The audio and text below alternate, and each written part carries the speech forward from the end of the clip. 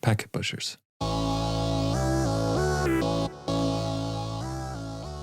Hey, everybody, and welcome to Packet Protector, the podcast at the intersection of networking and security. I'm Jennifer J.J. Manella, and here with Drew Conry Murray. And we have some interesting conversations today. We're going to have a guest to discuss with us the Matter IoT protocol, which is kind of up and coming. So our guest today is Steve Hanna. I've known Steve for a long time, but in a different sort of realm. Steve is a distinguished engineer at Infineon Technologies, but for today's conversation, he's also the chair of the Product Security Working Group in the Connectivity Standards Alliance, and the Connectivity Standards Alliance used to be the Zigbee Alliance. We'll explain all that to you shortly. He's also the co-chair of the IoT Work Group and the Trusted Computing Group, and a member of some of the security team within IETF. So long history of IoT security, along with other network securities. He's got a lot of patents to his name. And today we're talking about Matter, which is a protocol that's supported by some really heavy hitters like Apple, Amazon, and Google. And we're going to cover why Matter is the most secure and versatile protocol out there, how you can get Matter features in your smart home, and of course, the big question, is Matter going to make it to the enterprise? All right, Drew, but let's start off like we do every week with some news headlines. And coming out of RSA, all kinds of juiciness happening. And I think the first thing that caught my attention today was IBM is selling the cloud-based version of their QRadar security software to Palo Alto. Drew, you've been covering like mergers and acquisitions and divestments for a long time, but this one to me sounded a little interesting because it's less of them selling it off and it's more of a long-term strategic partnership that's not a merger, but it is what I'm calling a domestic partnership. So some shared assets, including even account managers and people in the field from IBM positioning the Palo Alto solutions, and some relationships between IBM and Palo internally for their own networks, and then for leveraging some of the AI technology. And it sounds like IBM is kind of shifting a little more towards that data protection and AI security considerations. And in fact, they are in the process of acquiring HashiCorp right now. So that's another kind of interesting layer to all of this. Right. So what do you think? So QRadar, I believe that's a SIEM product, security information and event monitoring. It's been around for a while, about 20 years old. And this sounds to me more like Palo Alto isn't so much acquiring a technology as acquiring customers, because the plan is to migrate all of those QRadar customers over to Palo Alto's own product, which is Cortex XSIAM. That's the general idea. And as part of the deal, IBM will get to train its consultants on Palo Alto's platform so that IBM has consultants ready to go out and help customers with Palo Alto software. And IBM also said that Palo Alto Networks will be integrating IBM's Watson X LLM into Palo Alto's Cortex XSIAM.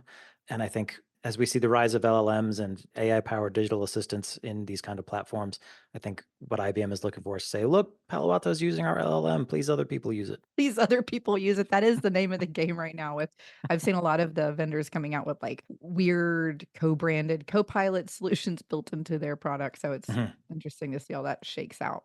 It is kind of interesting because the QRadar product is like 20 years old. I remember it, and our guest later might remember it, maybe not, because Juniper was one of many, many vendors that OEM'd the QRadar product back when it was Q1 Labs before the IBM acquisition, which was, I think, around 2010 or 2011. So it's a little long in the tooth, at least for a product name, but apparently got a pretty big overhaul just last year. And it is only the cloud version of the software, not the one that's sitting on-prem. Okay, that's probably a good distinction then, yeah. And then we have yet another network infrastructure attack. And I saw some other reviews of this. This is Tunnel Vision, which is a new attack against, it's described as virtually all VPN apps that completely negates and neuters their entire purpose in life as a VPN. And I saw some maybe like professionals weigh in on this and say, well, it's not really a big deal because, the attacker would have to take over part of the infrastructure, et cetera, et cetera. And while that's kind of true, if we consider that typically the VPN is going to be in use when the user is remote from a corporate enterprise network, then you're not talking about an attacker getting control within an enterprise network. You're talking about them hitting a Starbucks or a Hilton or, some other weird hotspot out in the world. Yeah, I guess it works. It's not like cracking the encryption or manipulating the encryption in any way or even attacking, user credentials. It's essentially taking over the DHCP server that's allocating the IP addresses to devices, trying to connect to that VPN gateway and manipulating them so that the connection actually happens to the DHCP server itself. So if attackers can take over that DHCP server, then they can see the traffic coming through, as my essential understanding of it. They're using an option 121, which is something returned from the DHCP server that changes the routing policies. And my understanding of this so far is that they can basically inject and tell the user's device to continue sending stuff out through the VPN, but to also basically mirror it or copy it off into the physical interface, in which case it is not encrypted. So they're basically getting a copy of whatever traffic is going out that's as visible as it would be if it weren't going over a VPN. It's almost like a split tunnel then. One's encrypted, one isn't. Kind of, but more like duplicating the traffic off Mm. somewhere else. hmm Yeah, and I guess the issue is because this isn't trying to attack the encryption or anything else, it does apply to any VPN. But as you said, the attacker has to be able to get their hands on the DHCP server and manipulate it, which may be a harder ask, but still presents a risk to any VPN out there. So two things there. They don't have to get their hands on the DHCP server. It's really easy to just set up a rogue DHCP server. And if it's most of these, depending on how it's configured, it's going to look for a layer 2 adjacent DHCP server first before it goes looking for a routed off network server. And so if you just position yourself logically adjacent to that target user or device or network, it's going to hit that DHCP server first. If the user's device that's being targeted already has IP addresses from something else, the tool that I saw demo just kind of scrapes that information and can duplicate it such that they can inject themselves sort of in the middle when that lease request is renewed without the endpoint or the VPN server really seeing or understanding that something changed. Okay, so they don't have to try to crack an enterprise DHCP server. They could go to a coffee shop and essentially set up their own there, compromise that, and then, Exactly, and I okay. think that's why this is dangerous, and of course, using DHCP options, a lot of devices honor those different option codes. It sounds like Android does not, so that seems to be the only platform that just is natively not vulnerable to this specific attack, but it's also not new, and I'm curious, Steve, what do you think about this? Well, as a security expert, I'm paid to be paranoid,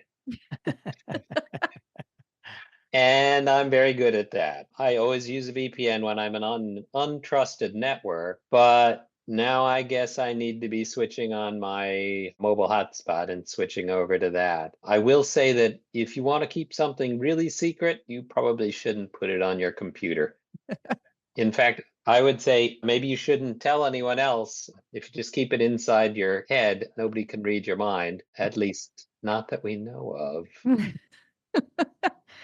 Steve, most of us don't have the mental and brain capacity that you do, my good friend. So remembering a bunch of things and not putting them somewhere. I mean, if I even wrote them on a sticky note, I would lose that too. Oh, yes. Well, that's always a good idea with your password, but right there on that Mhm. sticky note. So just to wrap up this and tie it with a little bow here, it sounds like other than Android, which is specifically not really susceptible here, they're saying that, the other effective fix would be if you're going to use a VPN to run the VPN inside of a virtual machine because that virtual network adapter isn't bridged or you can configure it to not be bridged, in which case this would not work the way that it's designed at the moment. And then, of course, you could also use your hotspot from your smartphone or MiFi type of a device. Or I'm kind of thinking this is just yet another reason to start thinking about using a cellular first connection for some of these standard compute devices, because we have a lot of laptops and tablets floating around with, direct cellular support. And that could be public cellular through a carrier, or it could be private cellular that's used kind of like a local Wi-Fi network. But this is something to take note of because, I think before this, our biggest concerns were, of course, the VPN vendor. And of course, from an enterprise standpoint, we've had several high severity CVSSs for different VPNs. But otherwise, like I use IVPN, and typically the biggest risk with something like that is you don't want to initiate a VPN connection when you're already in what could be a hostile network. Mhm. Like mine auto magically just enables when I leave my house. But those are the recommendations there. And we'll have links to the stories and some other resources if you want to read up on this. Yeah. And since we have Steve with us today, a few episodes ago, we covered a couple of different topics. The first was the UK's IoT security rules that put some parameters around expectations of the manufacturers of those devices to, secure by design and ship them with, not a vulnerable default state, not vulnerable default passwords, et cetera, et cetera. And then, of course, the US Cyber Trust Mark program, which I have been a little bit, maybe a lot, skeptical of. It seemed like lipstick on a pig a little bit to me, but I bet Steve is going to probably set us straight on that. So, what do you think? Well, first, because we're talking about public policy, let me just be clear that I'm speaking on behalf of myself here, not my employer or any of the standards groups that I participate or where I'm chair. Second of all, I think this is a good development. IoT security has been a mess for a long time. And, we've had companies that have really invested heavily in trying to make their product secure. Other companies, maybe not so much. It's very hard to tell the difference. And so what I see happening here is really a change in the marketplace. With something like the US Cyber Trust Mark, it gives the consumer something to look for where they can distinguish, oh, this has been tested and verified as complying to certain minimum requirements for cybersecurity. And maybe I'll choose that IoT product versus this other one that doesn't have the mark. In the UK, they've gone a step further and they have mandatory rules that you have to meet if you want to sell your IoT products in their country, which really steps it up a level. And what we see coming next in the European Union is two sets of IoT cybersecurity rules. First, the Radio Equipment Directive, which is going to take effect in August 2025, and then the Cyber Resilience Act coming in 2027. And both of those will be mandatory for sale. If you want to sell an IoT product in the European Union, you're going to have to comply with those. So whether it's a mandatory approach or a voluntary approach, each country has to make up its own mind what's best for them. But it should be giving consumers better level of confidence in IoT cybersecurity, which has always been a major concern that consumers have about IoT products, whether they really can be trusted. So I think it's a good thing for consumers. And I think it's a good thing for manufacturers also, because those who have been putting in the work are now going to be able to get credit for it with the consumer. And my concern with this kind of voluntary thing that we have here in the US is it seems like, especially in the consumer space, I mean, heck, even in the enterprise space, I feel like we have a hard time educating people about what to look for when it comes with features or standards for security that aren't required and are voluntary. I mean, even with some of the networking standards and things like, Wi-Fi certified products. So, my fear is that the consumer is always going to just not even pay attention to that and to just buy whatever's cheapest on Amazon. Do you feel like we're heading in the direction that the UK is already working towards with making these things mandatory? Or what are the road barriers for us to do that now? Well, I really look to the Energy Star program. That's one of those things where consumers didn't understand it, didn't know about it when it first came out. And there was a long time of education in the store and education through the media, to get people to understand, oh, this is something that, really has some value for me. So that's a voluntary program. It's not required, but people really have come to rely upon it. It's not complicated, it's got the mark or it doesn't have the mark. So I'm hopeful that consumers will become over time educated to look for it and that retailers will provide that education to them. In fact, some retailers may just provide a broad assurance. We only sell IoT products that are verified as cyber secure. And that could lead a consumer to choose to buy products from that retailer because they'd be like, well, I'm just going to go get it from that retailer because I know it's going to be good, since it is such a concern for many consumers.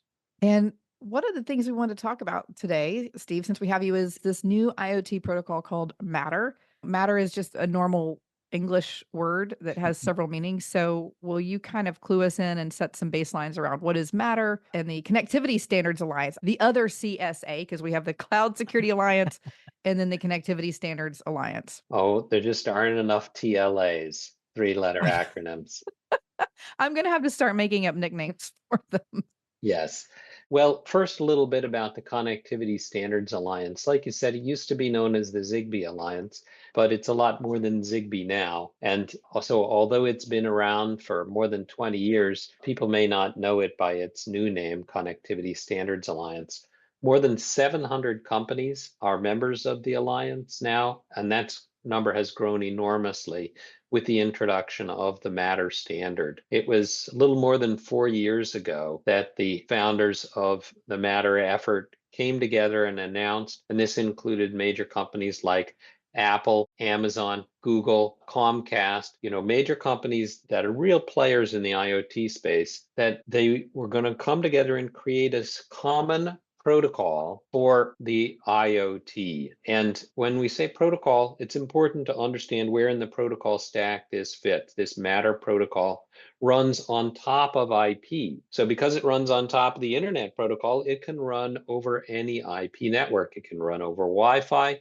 It can run over a thread. It can run over old-fashioned Ethernet, cellular, anything that can support IP can support Matter. And that's very powerful because as new underlying transports, new lower level protocols are developed, Matter can bridge over those as well.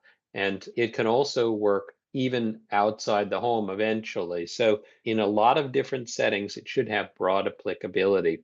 And what it's intended to do by having that single common protocol is to avoid the problem that we have today, where when you go to the store and you go to buy an IoT product, you have to check, oh, is this product going to work with my phone? Oh, what about with my smart speaker? Oh, what about with my spouse's phone?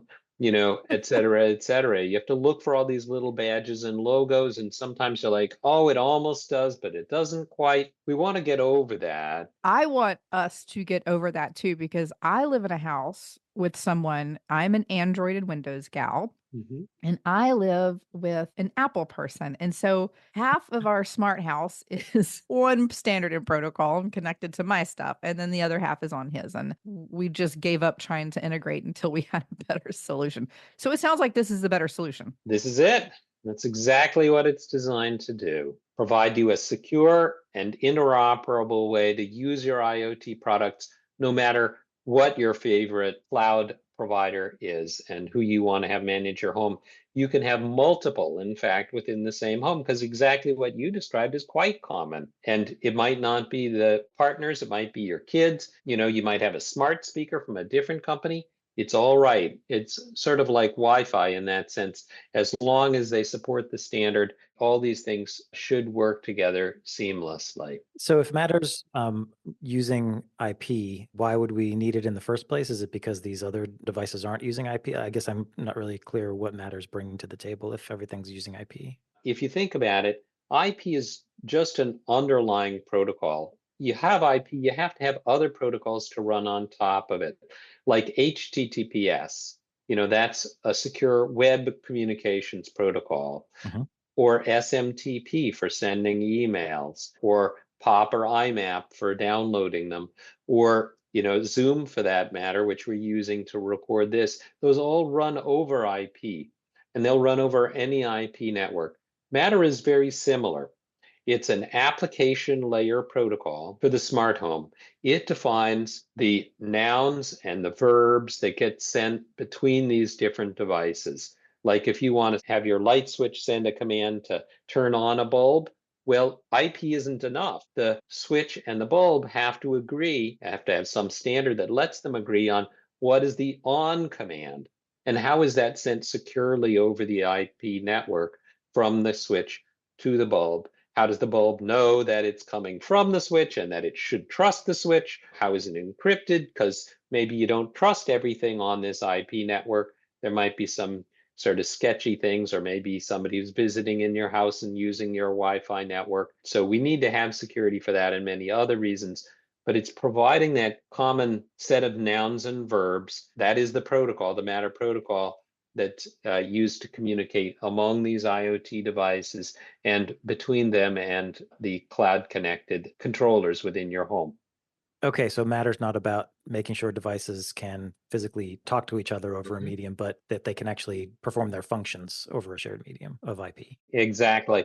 And that's why it's complementary to something like Wi-Fi. If you don't have some underlying connectivity mechanism like Wi-Fi or Thread or Ethernet, you can't use Matter. Okay, But having those things isn't enough to hook up your bulb and your switch. You have to have Matter on top to define those nouns and verbs. got it. So, what all are the use cases? You mentioned smart home and speakers and things like that. Where is Matter happening right now, and where do you see it going in the future? Right now, Matter's focused on the smart home, and I think that'll keep us busy for a little while. When we created Matter, we had only a few device types that were supported in the first version of Matter, Matter 1.0. And then every 6 months, we release another version of Matter, 1.1, 1.2, 1.3. And so each of those adds new device types. Like last fall, we had the 1.2 version that came out, and that added 9 new device types: refrigerators, room air conditioners, dishwashers, laundry washers, robot vacuums, smoke and carbon monoxide alarms, air quality sensors, air purifiers, and fans. And then when we came out with 1.3, it added another 5 more device types: microwave ovens and cooktops, hoods like vent hoods for your stove, and laundry dryers. And it enhanced some of the previously supported things like TVs by adding push messages and dialogue support, more interactivity options, better searching, and it added new features to things like the robot vacuums to give you a way to be notified if the vacuum got stuck or if your laundry was done. So you see what's going on here is we're adding more device types and then more nouns and verbs that have to do with each of those device types. Your vacuum is stuck. That's a notification that's specific to a vacuum. You're not going to get that from your stove. At least I hope not. My stove doesn't have a vacuum that gets stuck. So over time, we're adding more of those device types, more of those nouns and verbs. And I think that's going to keep us busy for a few more years at least, because there's so many different kinds of things people want to put into their home. And there keep being more of them, like EV charging. There is a future for Matter, I believe, beyond the smart home. I think eventually, if we look at things like, say, commercial buildings, there's a potential there. A lot of the same commands, a lot of the same device types that are used in your smart home might also be used in a commercial building, an office building, or something like that, even perhaps in a factory. So I think it's something that can be expanded beyond the smart home. But for the time being, we're focused on the smart home. How is this? Because if it's not a platform with a management console or portal, what does that look like? And like, what are you using to manage a Matter connected household? And, does it have things like the if this, then that sort of logic chaining? Great questions. So you use the same apps or other user interface that you have used for managing your smart home until now. So you mentioned that you're an Android user and Windows. Maybe you use Google Home. You mentioned that your partner is an Apple user. Maybe they use Apple Home. Maybe you have a smart speaker that supports Alexa. Whatever your favorite user interface is or smart home management system, you continue to use that. And then it just can now control more things, and more things can work with it and with the other controllers within your home. As for if this, then that, or having AI control features or speech recognition, that's all features of your controller. One controller might support those rules, another controller might not. It just depends on what they think is the right user experience for their controller.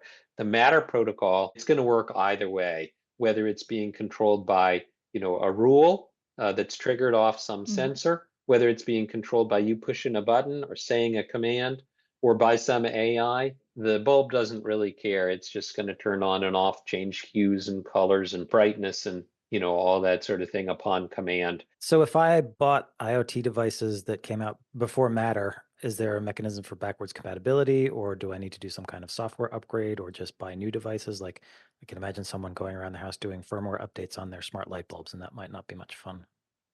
Definitely not. So there are a couple of ways that can be handled.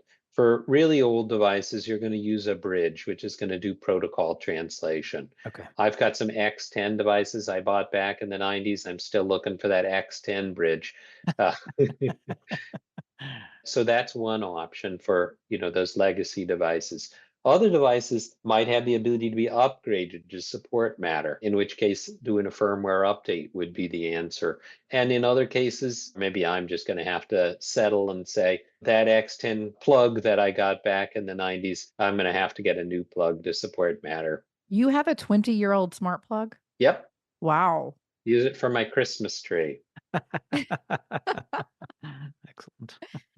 So you had mentioned Matter being formed by, some of the larger companies like Apple, Amazon, Google, Comcast to come together and focus on something that was centered around interoperability. And I know a lot of your role in that is also security. Mhm. And definitely, we talked about the news headlines with all the different IoT security policies here and across the globe, really. So can we dive into some of the specifics about what the enhancements are for Matter? I'm so excited to talk about that. I figured you would be. Well, you know me, JJ. I've been working on IoT cybersecurity for 25 years now. When I started out, it was a research project back in the 90s. And then it was really exciting. All these IoT products came out, changed from research to product. And then very quickly, it changed from product to problem. That's the typical path. Yes, success disaster. And it got stuck in the problem state for a long time. But now we're moving beyond that. A large part of that is Matter, not all of it. We need more. But Matter 1.0 included 10 major security features that we just didn't really have in the smart home before then. So I'm going to list off a few of them. I know you love security and I love talking about it. I won't go into the details now, but you feel free to ask me more if you want. So every device comes from the factory with a unique cryptographic identity for that device. You can think of it as a birth certificate for the device, and that establishes not only a name for the device, but also what kind of device it is and who its parents are, where it came from, what its manufacturer is. That also enables in secure provisioning of the device or commissioning of the device into your home so that when you go to bring that device into your home, you can have confidence that you're actually getting what you paid for, not some cheap knockoff, but actual authentic device from the manufacturer you thought it was. And that's verified cryptographically at the time that you bring it into your home.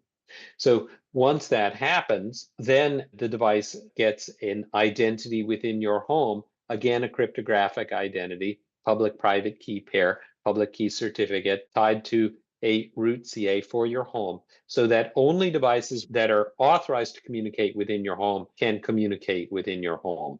And every message, every Matter message is protected with cryptographic algorithms, with mutual certificate-based authentication, like mutual TLS, with, of course, encryption, integrity protection, replay prevention, all that goodness that we look for in a secure protocol is built into Matter so that you don't have to worry that somebody else is going to turn your bulbs on and off, or perhaps even more concerning, watch what's going on through your security cameras. You don't have to worry about that with Matter. I'm not going to interrupt you yet, but that alone is just mind blowing and so far beyond what we even have in the enterprise space right now. But keep going because we're going to circle back and poke into these a little bit. Yeah, I've got some questions already, but yeah. Fantastic. Keep your notes going there and we'll come back and circle around. You can go as deep as you want. It's going to be that 2-hour podcast you mentioned. Try not to. Every device is required to have a factory reset feature so that you can delete your data out of it when you want to sell it or give it away. Also, we have fine-grained access control built into every device. So that means that that bulb, it can be configured to say, I'm only going to accept commands from this one light switch. Now, why is that so important? Well, sometimes bad things happen and good bulbs go bad, shall we say. Turns out there's a vulnerability in some of one of your devices and it gets exploited and now it's compromised. I mean, I wish I could say that all Matter devices are going to be perfect and not have any bugs, but that's not the way of the world. Everything has bugs, everything has potential vulnerabilities that can be exploited, and we need to control the spread of that infection and limit the impact of it. And fine-grained access control means that if a device on your Matter fabric in your home gets infected, there's limits to what it can do. It can't go around streaming video, watching video out of your security camera because your security camera has access control configured into it to say it'll only stream video to your trusted cloud provider or whatever. That's based on that same cryptographic identity we talked about earlier. And it's when I say fine grained, it can be very fine grained. So you can say the light switch is allowed to turn me on and off, but it can't reconfigure any of the security permissions. That's reserved for, say, your cloud provider to change the security permissions. It's almost like roles. Yes, it is exactly roles. It's role-based access control. Although we do also permit individual identity-based, but more commonly it's role-based, just for scaling purposes. We also require all Matter devices to support secure over-the-air updates. It's just crazy to think that you would have an IoT device in your home today and that it would not have that capability. Because as I mentioned, every device has its weaknesses. Hey, you and I, we've got our weaknesses too. Unfortunately, I can't do a firmware update on my brain, but maybe that's a good thing. I don't know. But for my device, I need to be able to do a secure over-the-air update. And ideally, that should happen automatically. We don't mandate that, but it's definitely recommended because, as you mentioned earlier, Drew, nobody has the time to run around their house doing firmware updates on all their devices, but manually. It's just never going to happen. So the device needs to be able to pull down that update and install that update automatically so that it stays up to date on the latest patches and gets patched before a vulnerability can be exploited. And then the last things that I'll mention, a secure standard interface for gathering log information from devices. And also we have an optional feature for measured boot and remote attestation. It's a pretty advanced feature. It's not something that's widely implemented, but that's there. And I expect will be more widely used in the future. So, wow, that's a lot to take on board. But you said you had some questions, and I'm happy to answer them. Yeah, that's an impressive list. Yeah, it is. JJ, please go first.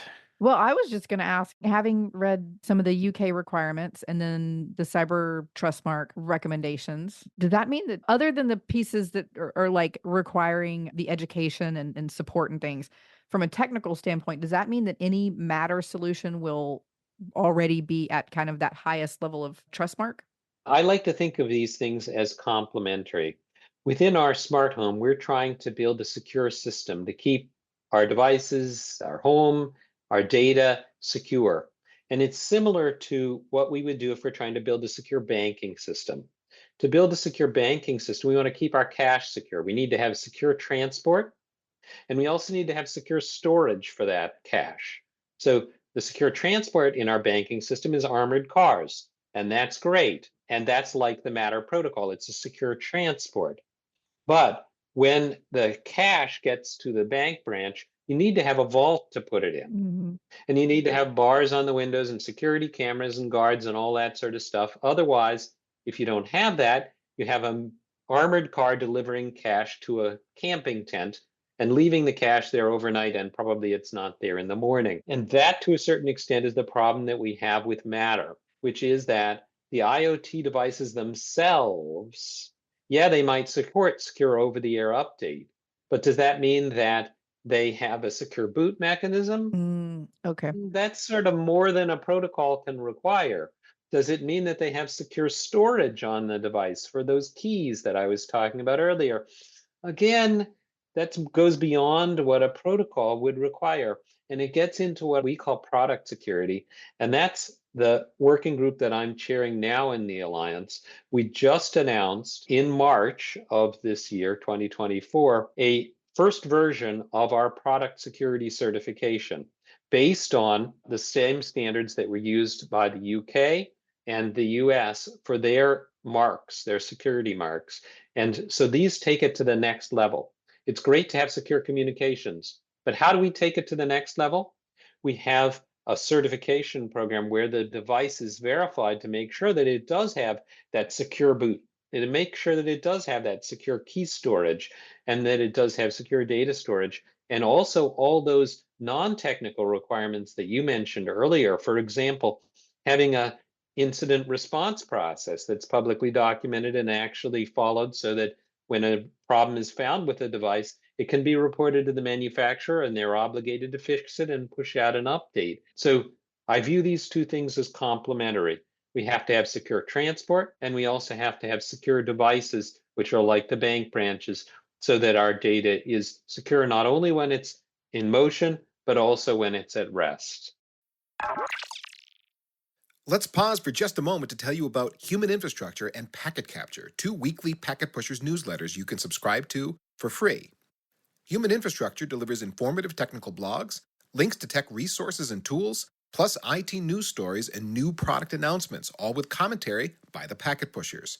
There's also Packet Capture, a weekly digest of everything the Packet Pushers have published over the past 7 days, including podcasts, blogs, and YouTube videos. It's an easy way to find the episodes and content you want. Sign up for one or both for free at packetpushers.net/newsletters. We don't sell or share your email address with anyone. It's just between us. I've got a question. You mentioned that the first security feature was a lot of these devices essentially come with cryptographic keys for identity purposes and verification. Mhm. So does that mean there are certificate authorities for these devices out there? Yes, that's actually a great question. There's a competitive marketplace of certificate authorities that have been verified and authorized to issue and are audited to make sure that they have adequate cybersecurity Mhm. to issue what is called a device attestation certificate, which is that manufacturer unique cryptographic device identity. That sort of addresses my next question was, is this something that Matter's handling itself or the manufacturers are running their own CAs, but it sounds like it's going to be third parties doing this? We do permit manufacturers to run their own CAs if they have them audited and they comply with all the requirements and regulations. So, there's certainly some big manufacturers that are running their own CAs, but I think there's probably more because it's the nature of the IoT that still has the long tail of many small manufacturers. Those small manufacturers, they're not going to make economic sense for them to run their own CA and generate their own certificates. They're going to hire somebody else to do that for them. And is this device attestation a requirement as part of the Matter standard or just a we'd like you to do it? Absolutely required. If you don't have it, your device won't be Matter certified. A consumer wouldn't be able to bring it into their smart home. It's an early step as part of the commissioning process. Okay, yeah, that's great. And I guess if you've got the big names supporting Matter, Google, Apple, Amazon, et cetera, then that weight, I assume, is having a downstream effect on manufacturers who want to be part of this ecosystem. Very much so. We've got more than 2,000 products certified for Matter already. So I'm thinking back through your list there and putting things together in my head. One of the challenges I think we have on the consumer side is a lot of the devices are configured, provisioned, whatever, through something like Bluetooth from, like a phone app. And I'm wondering, since Matter runs over IP, does that mean that managing them and running updates will be a little easier because you wouldn't necessarily have to do this with a Bluetooth connection and standing next to the device? Yes, exactly. Crawling around on the floor next to my smart plug, at the tree trying to figure out why the crap it's not working. Yes, the device has to be able to communicate over IP, so you no longer have to worry about that. You'll be able to control it from any IP device within your home. And in all cases that I'm aware of, these cloud ecosystems, so to speak, or cloud-based controllers permit remote control of the devices even while you're outside of your home. Nice, and without having to have a lot of the separate individual pieces of gateway technologies we've had to have, like, for each system. Yes, that's sort of crazy when you have to buy a gateway for each kind of device, and even more so when you have to have an app for each device. Yeah. I'm tired of having a dozen different apps on my phone. I'm like, wait a second, this bulb and this thing, how do I control that? I just want to be able to say to my smart speaker or my smartphone, turn on the lights in the living room and have it do it. Or perhaps I want to watch a movie and it will dim all the lights in the living room. In order to do something like that, we have to have interoperability. It reminds me of where we were with Wi-Fi 30 years ago when it first came out, I guess maybe 25. This is before the Wi-Fi Alliance. You could only use one vendor's Wi-Fi card or wireless Ethernet card with that same vendor's access point Mm-hmm. because they weren't interoperable. So it's like, oh, which vendor are you using for your access point? Oh, let me pull the right card out of my bag and stuff it into my laptop. Give me a break. That is what it Ah, feels like. And there's this like, I'm a consumer, and there's a lot of frustrating points of this. For example, I have different smart plugs and they're managed by different apps. And sometimes I cannot, for the life of me, figure out which one is on which app. And then, who smart home person, sometimes I tell her to turn something on or off that are coming from, different products that are in different apps and sometimes have different gateways. Anyway, it's a hot mess. But I'm also thinking about this from the enterprise security side, which is, so many of the challenges that we have in securing IoT, the boxes just get checked when we start looking at something like a Matter managed network, because you don't have all of these weird, crazy Bluetooth configured things floating around that you don't have central visibility into. And the pure visibility, the discovery, the asset management, and then these other features that you were describing, like, standard interface for getting all of the logging and of course all of the secure provisioning. That to me, I'm a little bit jealous working in the enterprise space that the consumer market has something that's so far beyond what we have. We're getting attacked by nation states or critical infrastructure. Like it's just, we're not in a good spot. And I'm really hoping maybe we're going to start to see some of the rest of the enterprise vendors pulling this technology in and starting from there instead of trying to wrap weird security controls over their janky old things they've got. well, I couldn't agree more. And all I would say would be, please come and join our Matter working group. It's a heck of a lot of work. We have more than 5,000 individual engineers participating in this Matter working group. That's a lot of engineers working on this and at all different layers in the stack. And for something like enterprise, that's something that could be taken on board, but we have our hands full here at the moment. If somebody else wants to join and say, hey, how can we add support for enterprise or for those commercial buildings, IoT in the commercial sector? We have a small team that's interested in that and working on that and would welcome participation from vendors or from customers, as we do have customers participating in the Matter working group as well. I don't mean individual consumers, but customers who are interested in using the Matter protocol in their smart buildings. If we could just clone you or maybe upload you into an AI platform, we'd be all set. I'm not so sure about that. I would just become even more insufferable. I don't know about that.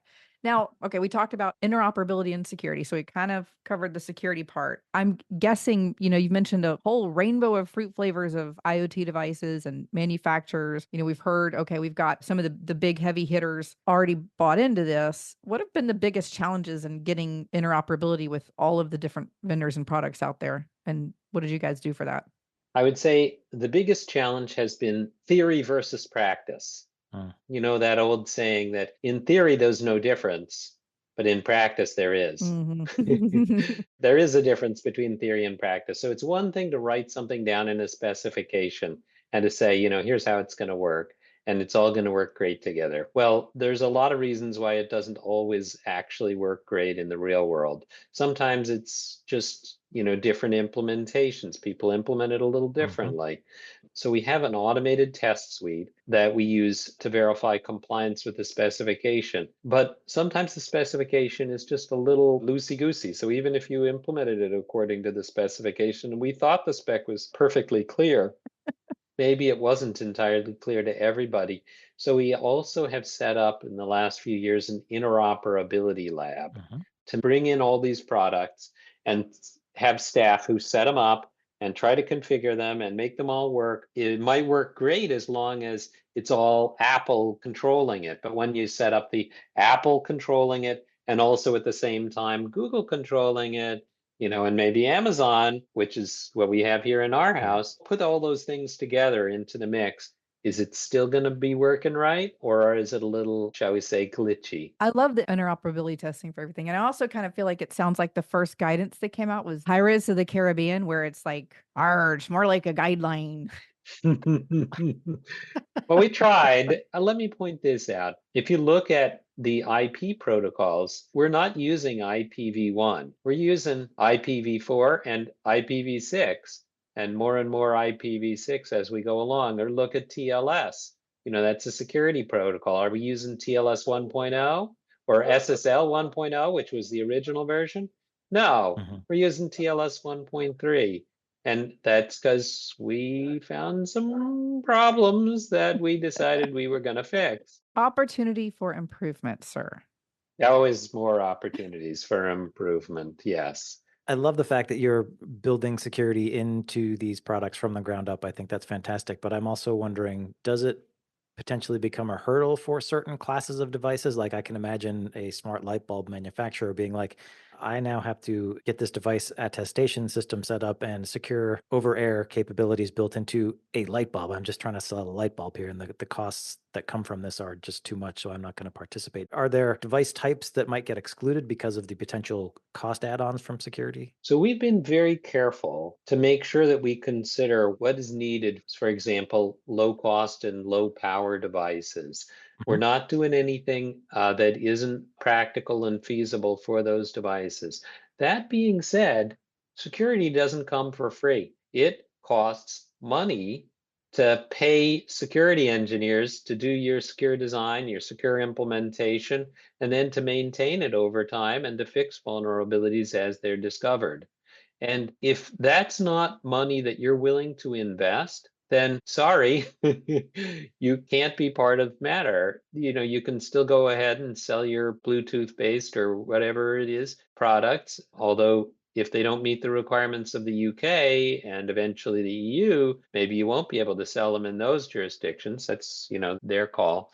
I think at a certain point, it has to become the cost of doing business. Mhm. Just as we say, automakers need to meet certain requirements for auto safety. And if they're like, oh, it costs me too much to put in airbags and seatbelts, well, I guess it costs you too much and you're not going to be able to make a car. It's the cost of doing business to have adequate cybersecurity. I'm not saying it needs to be, like a bank vault.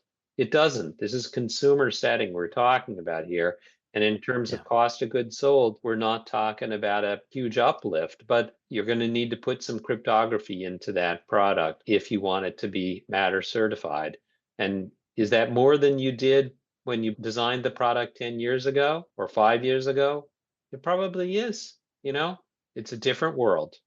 I mean, it seems like really the big cost increase there is going to be related to what's required for that device certificate, both in terms of how that's living on board and maybe something like a chip for that. And then the cost, of course, if they're outsourcing the CA management. And then, obviously there's costs associated with changing internal processes and things like that. But it's not like they're going to have like a 10x cost all of a sudden. No, if you look at it relative to the rest of the cost of the product, it's really quite small. And one of the nice things is if everybody else is doing it, you're not at a competitive disadvantage. That's true. If you have to boost your cost of goods sold goes up by some cents or a dollar or something like that, probably not even that, but some cents, then as long as everybody else's cost of goods sold goes up, yes, it probably raises the price of the end product. But let's be honest here, the consumers were not pleased with what they were getting before with IoT, especially from a security perspective. In order to expand the market, in order to sell 10x more product in the future, and to go from those early adopters to mainstream, you need to solve this security problem as a manufacturer. And Matter Mhm. is giving you a way to solve that security problem, at least from a secure transport perspective. And then, these certifications like our product security certification give you a way to show the world that you have solved or provided adequate cybersecurity from a product perspective. So you can cover both of the bases that need to be covered. It's not free, but it's worth it. This is awesome information. We'll be putting a lot of links to different pieces in the show notes. And I think to wrap up here, Matter is one protocol in a sea of protocols and a swirl of other things built on Thread. And we've got Bluetooth and BLE and Zigbee and all this other stuff. What's hot and what's not in the IoT protocol world? Like, which of these are up and coming? Which do you think are kind of fizzling out or being minimized in their use? And what should we be paying attention to? Well, the great thing about Matter is that it can run on top of any IP protocol. So that gives a lot of flexibility. Not every protocol can run IP, but Matter today has native support for Wi-Fi and Thread, as well as for old-fashioned Ethernet. And over time, I expect that there will be more IP-based protocols that it supports, underlying protocols. Will every protocol be supported? Probably not, because not all of them are going to be able to support IP. Could they be supported through a gateway? Yes, absolutely. That's how I have some of my legacy IoT devices connected up to my Wi-Fi network through a gateway, or bridge, as we call it in the Matter terminology. So that's how I look at it. There is no one protocol that's going to rule them all from an underlying protocol perspective. And even Matter, I'm sure there are complementary protocols that will work alongside Matter as well. That sounded like a very polite way of saying Matter is headed in the right direction with the security and the fact that it's so versatile with its underlying network traversal, but it's not the only game in town, and probably others are going to, catch up and have some complementary solutions. I hope so. If everybody can raise their game, that's good for the consumer and it's good for everyone. Is Zigbee still a thing? Zigbee is definitely still a thing. There are some markets where people are just head over heels for Zigbee. I think in the smart home, we may start to see a transition to IP-based protocols, which Zigbee is not. But there's, I think, always going to be some markets where Zigbee is exactly what's needed. Okay. So there's a home for everyone. No IoT protocol left behind here. Yeah, I guess the market will decide. Steve, this was fantastic. And yes, we joked about a 2-hour show, and we could easily do that, I think, because I've got a bunch of other questions, but we don't want to weary our listeners' ears too long. So we'll definitely have to have you back to talk about this and other topics. In the meantime, are there places online folks can find you if they want to get in touch or just see what you're up to? Yes, I'm on LinkedIn. That's where I'm most active. And I would encourage people to go to the CSA website. It's csa-iot.org to get lots more information about Matter, including a list of certified products and also about our product security certification program. Yeah, okay, excellent. We love certifications. That was csa-iot.org, and we'll also have that link in the show notes. Thanks again, Steve, for joining us, and thanks to you, the listener, for being with us for this episode of Packet Protector. You can find us and subscribe wherever you get your podcasts. You can connect with me, Drew, and JJ on the Packet Pusher Slack community. We've got a general Slack channel and a dedicated Packet Protector channel. You can sign up and join at packetpushers.net/community. And if you want more nerdy goodness on networking, wireless, cloud, network automation, and more, check out packetpushers.net, where you'll find thousands of hours of free technical content for your listening pleasure.